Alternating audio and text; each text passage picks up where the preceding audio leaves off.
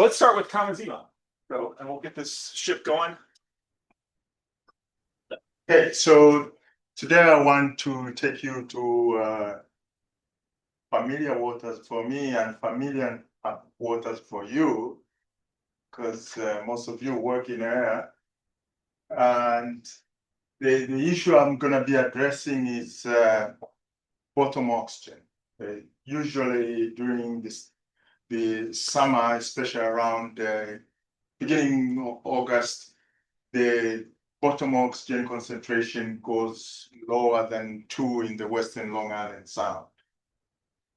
And it's a manifestation of a lot of different variables acting together. And the major culprit that has been assumed this far has been nitrogen. And nutrients as well, but nitrogen is the biggest. And with this work, we've shown that it's not quite nitrogen. Maybe things have shifted.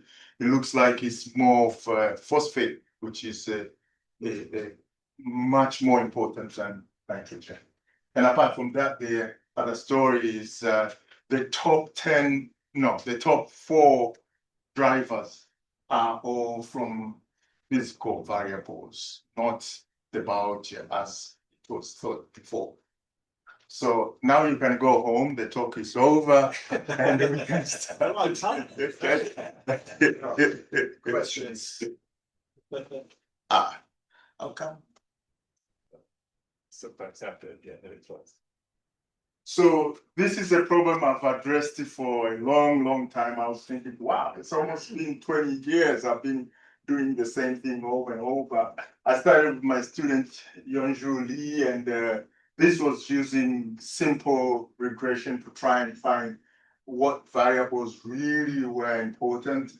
And what's the biggest surprise here was that we found that usually the recovery of oxygen would start before the wind in the fall starts to pick up, which was a surprise because wind was supposed to be important, mixing up the whole water column or having what we call it the inversion. You get the overturn where the cold water starts sinking and it mixes up in the water. And so a few years later, with my student Lynn, we decided why don't we go full blast modeling? And so we use for the biology, we use the GOTM ergon, and for the physics, it was ROMS. And so with this, we found that yes, wind is still very important, but towards the end, it's not what still drives the recovery.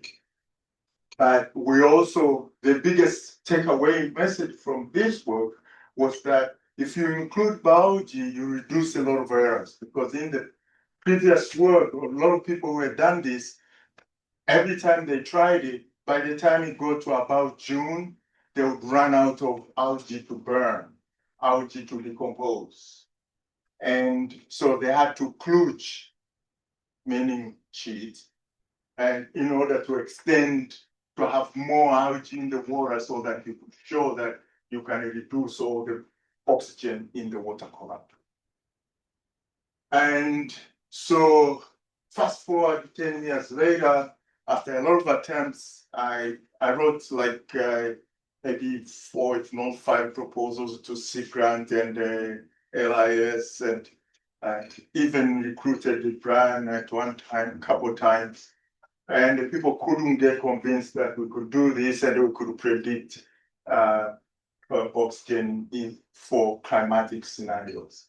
So, but luckily in 2024, I got funding from New York Sea grant. And so we went into, I wanted to go back and use the PCMCI approach, figure out what was really driving this. Maybe we were missing some variable in what we were doing. And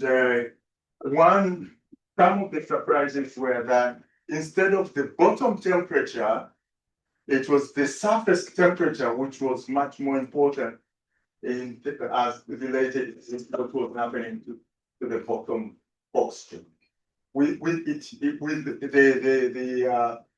the correlation actually was about 0.8, which was really surprising. And then the following variable was stratification. All the others come, but they are not that big.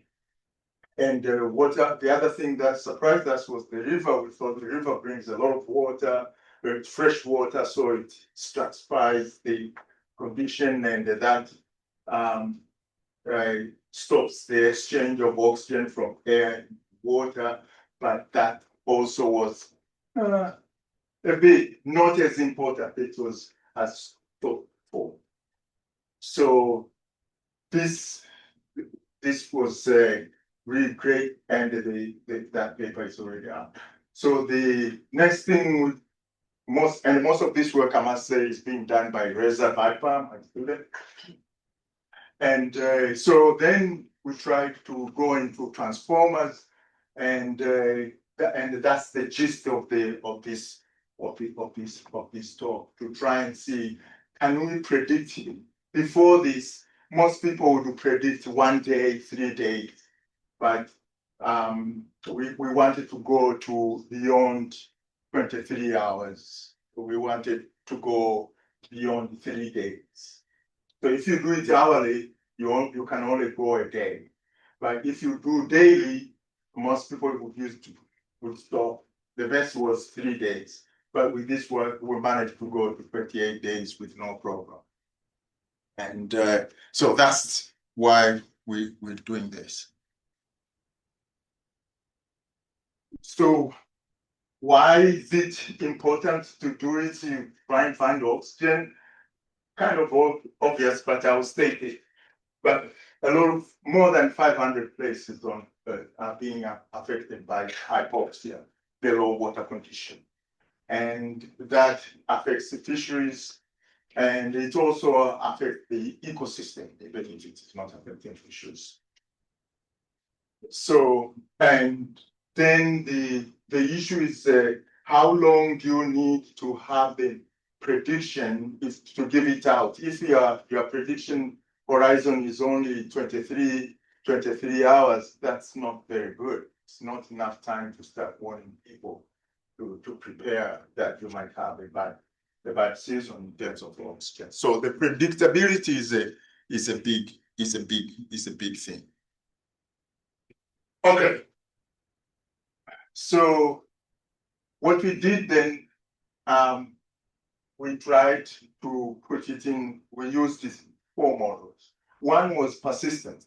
Persistence is when you kind of assume things are not going to change that much. Your prediction depends on the current state you have, the last value you have. And then we also use the we use the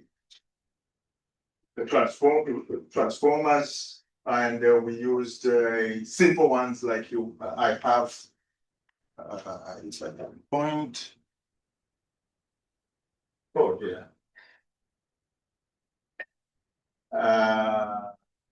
So we have the normal random forest, and this is the XGBoost.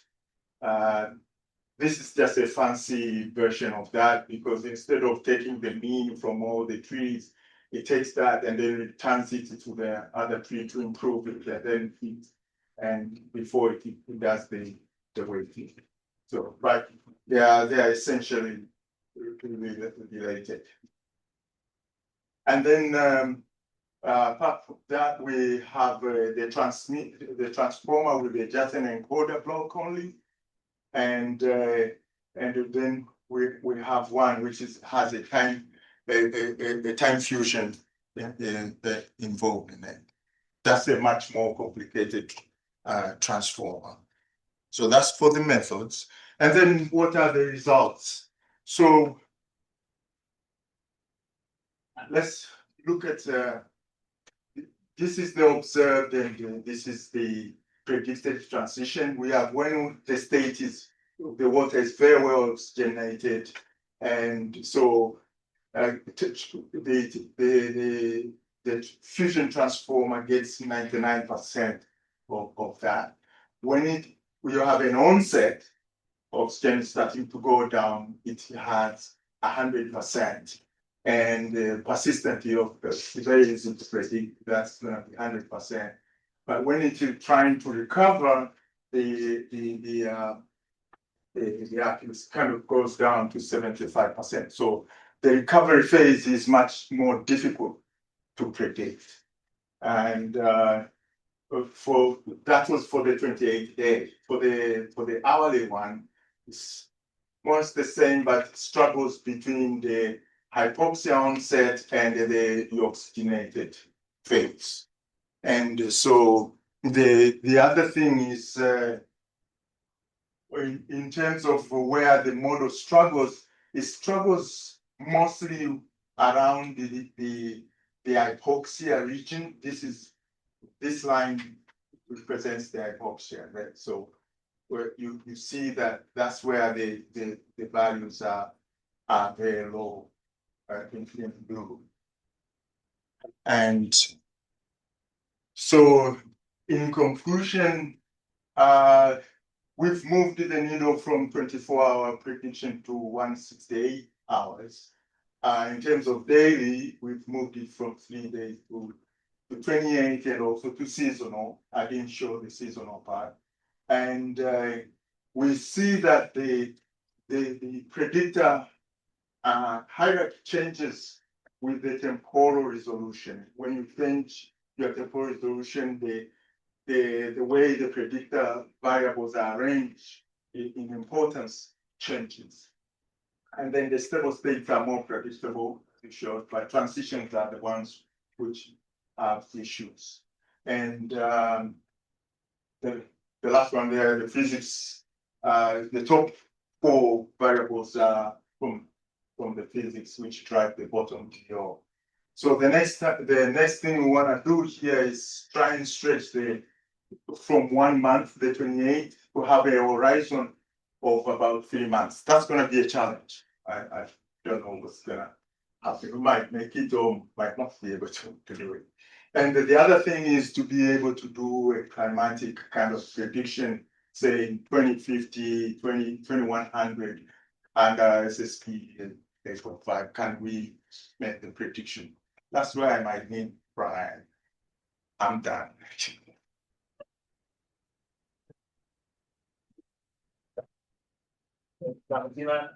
Maybe time for one question.